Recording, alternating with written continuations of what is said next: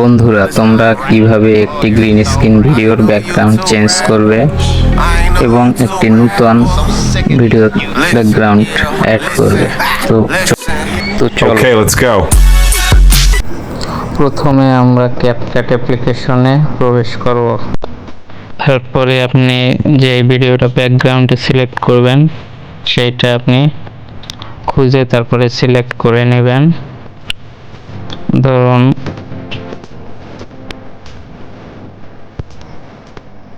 আমি এটি ব্যাকগ্রাউন্ডে বেছে নিলাম, এটা ব্যাকগ্রাউন্ডে সেভ করব। এটা নিয়ে আসলাম। এখন নিচে দেখবেন ওভারঅলে অপশন আছে, এখানে ক্লিক করবেন। ওভারঅল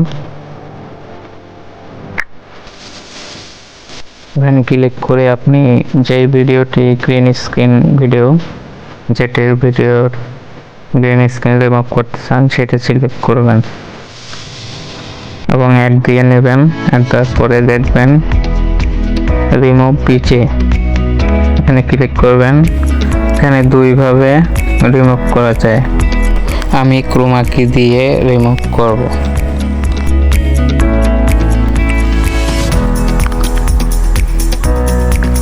তো ক্রোমা কিতে ক্লিক করে তারপর আপনার গ্রিন স্ক্রিনের যে বৃত্ত চিহ্নটি গ্রিন স্ক্রিনের জায়গায় নিয়ে যাবেন। দেখবেন আপনার ব্যাকগ্রাউন্ড চেঞ্জ হয়ে গেছে।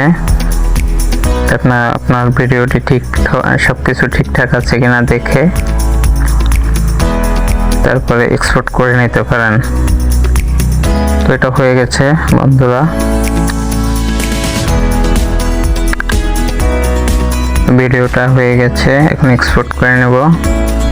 তো বন্ধুরা, ভিডিওটি থেকে উপকৃত হয়ে থাকলে ভিডিওটিতে লাইক করে দেবেন এবং আপনাদের ইউটিউব সম্বন্ধিত কোনো সমস্যা থাকলে কমেন্ট সেকশনে কমেন্টস করতে পারেন। ধন্যবাদ।